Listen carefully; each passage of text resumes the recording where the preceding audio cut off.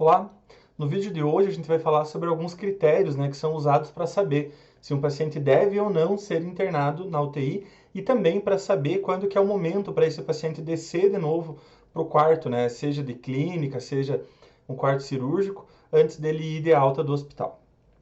Essas indicações, se o paciente vai entrar na UTI, se o paciente vai receber alta da UTI, isso tem que ser feito de comum acordo entre o médico, que é o titular do paciente, aquele que está atendendo o paciente desde o início da hospitalização, aquele médico que às vezes já acompanha o paciente no consultório, já conhece o histórico do paciente, junto com o médico intensivista, que é o médico especialista em UTI, em unidade de terapia intensiva.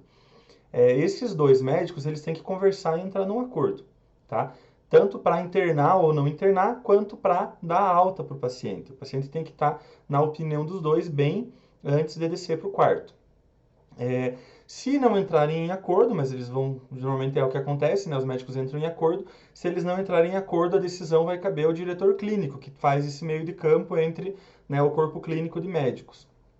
Toda decisão, ela tem que ser bem justificada, por que o paciente está recebendo alta, por que o paciente foi internado na UTI, tem que estar bem justificado. E isso tudo vai estar bem anotado, bem descrito no prontuário do paciente. O médico, então, que fez a internação dele, transferiu ele para a UTI, já tem que fazer uma evolução, contando por que o paciente está hospitalizado naquele setor, que é um setor mais específico, um setor que não é para todos os pacientes precisarem utilizar. E quando o paciente vai receber alta, além de fazer essa justificativa, essa anotação e evolução no prontuário do paciente, a família também tem que ser comunicada, tem que ser ligado para alguém da família. Geralmente na UTI o paciente fica sem acompanhante, então liga para alguém da família, a família vai até o hospital, eles vão explicar, o médico vai conversar, a equipe de enfermagem vai conversar com a família, vai dar as orientações, e isso deve acontecer tanto no momento da chegada do paciente na UTI, quanto no momento que o paciente desce para o quarto. Quem que vai ter indicação? A gente já comentou isso numa aula anterior, a gente tem duas situações, fora a questão da morte encefálica, que eu vou falar também daqui a pouquinho. Então, vai ser internado na UTI aquele paciente grave, que a gente falou na aula passada, num vídeo bem curtinho, que é o paciente que está com algum sistema do corpo, seja neurológico, cardiológico, endócrino, vascular, algum sistema dele está prejudicado, não está funcionando, ou que tem risco para apresentar alguma alteração grave, mas que tem a possibilidade de sobreviver, que tem a possibilidade de se recuperar. E aí a gente tem que procurar respeitar a autonomia do paciente. A gente vai falar disso especificamente numa aula sobre ética, como não é uma coisa muito simples às vezes, são situações bem delicadas que a gente enfrenta quando trabalha numa UTI. E temos também a possibilidade de pacientes com morte encefálica permanecer na UTI enquanto realizam alguns exames, enquanto é feito contato com a família, justamente porque esse paciente com morte encefálica ele é um potencial doador de órgãos, tá? Então, temos aí a UTI, que é um serviço para os pacientes que têm potencial condição de recuperação e que vão ser beneficiados por essa observação mais detalhada que a UTI permite, com um grupo maior de profissionais ali atentos durante 24 horas por dia e também equipamentos que permitem um tratamento mais intensivo para o paciente. Pacientes com desgastes crônicos, pacientes com doenças crônicas, hipertensão, diabetes, outros problemas que são crônicos, eles não podem ir para a UTI? Claro que podem. Nas situações onde esse paciente está com alguma alteração mais grave, que precisa, por exemplo, de ajuda para a respiração, que tem alguma insuficiência aguda, seja renal, seja cardíaca, seja o que for, esse paciente que precisar, é claro que ele vai também ser encaminhado para a unidade de terapia intensiva, mesmo que o problema dele já seja mais crônico. Quando agudizar, quando o problema piorar, esse paciente vai ser encaminhado. A decisão de entrar com o paciente na UTI deve ser baseada no potencial benefício. Se o paciente, independente da idade que ele tem, ele vai se beneficiar dessa equipe que está mais constantemente monitorando ele, desses equipamentos que vão permitir que ele consiga respirar com a ajuda de aparelho, essas bombas de infusão que vão permitir que ele consiga manter um nível de pressão arterial.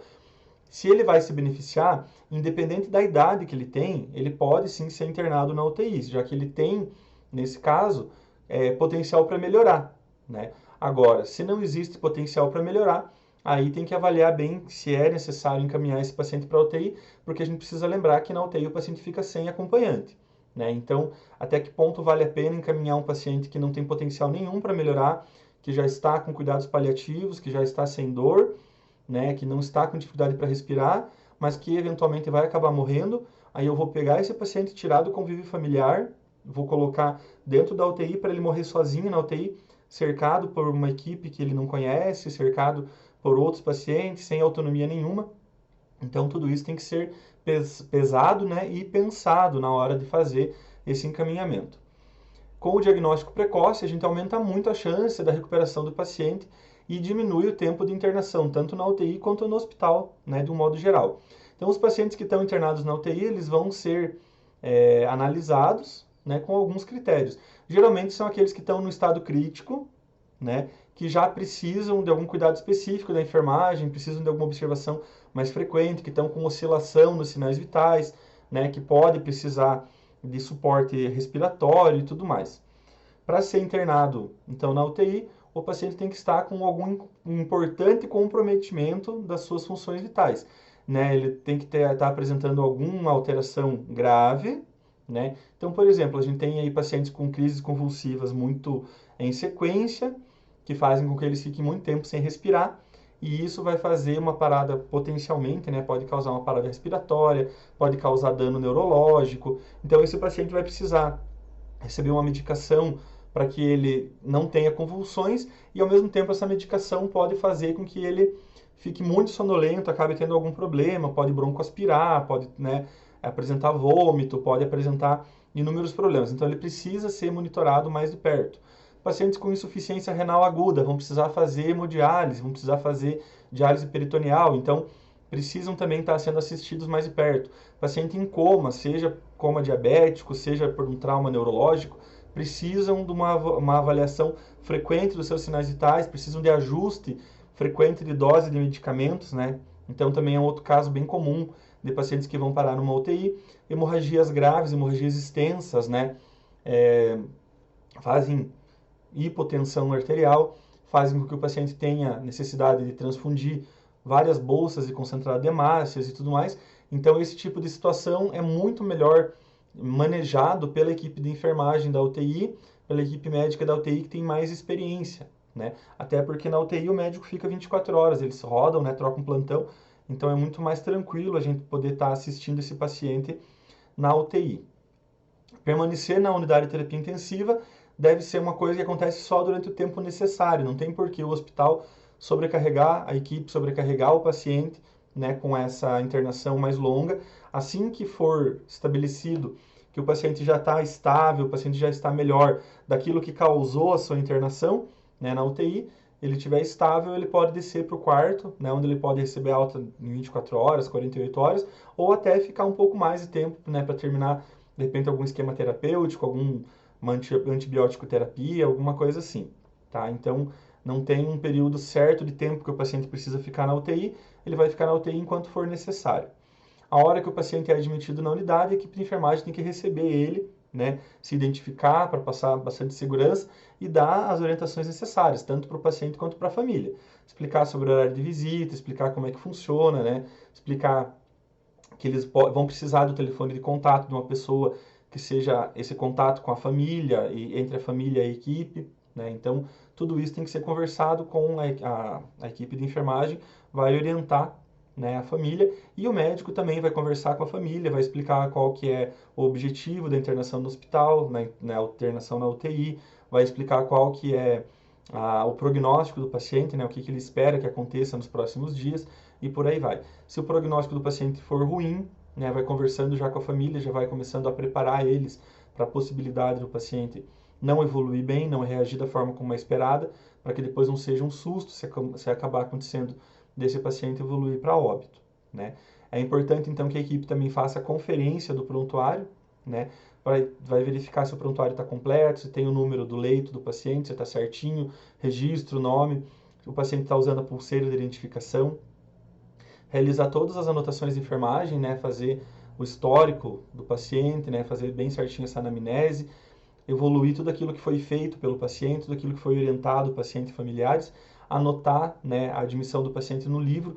Normalmente as UTIs têm um livro de registro onde coloca-se uma etiqueta do paciente que internou, né, data de internamento, a causa, né, a justificativa da internação, né, acidente vascular encefálico, trauma extenso, né, multitrauma.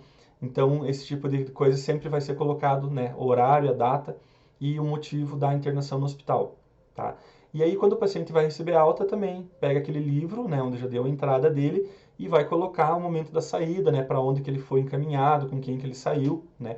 O paciente que vai descer da UTI normalmente é ligado para a família um pouco antes, para que alguém da família venha acompanhar esse paciente no andar, né, para que ele não desça sozinho, para que ele não fique sem acompanhante. E aí tudo isso vai ser realizado.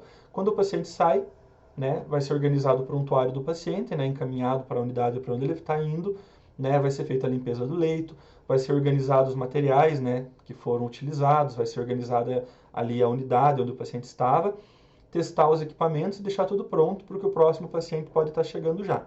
Então, é uma rotina bem interessante, quem gosta de trabalhar na UTI não troca por nada, né? Não, como eu já falei em outros momentos, não são todas as pessoas que gostam de trabalhar na UTI, mas aquelas pessoas que se identificam, sentem prazer, né, de trabalhar nessa situação, que é bem diferente mesmo de trabalhar em outros setores, gostam bastante, se sentem muito valorizados, porque é uma equipe muito bem treinada, é uma equipe que tem que estar muito em sintonia e é um lugar muito interessante para trabalhar, tá bom? Nas próximas aulas a gente vai continuar conversando, né, sobre a rotina da UTI, a rotina da enfermagem, especificamente nas unidades de terapia intensiva. Então eu espero você na próxima aula.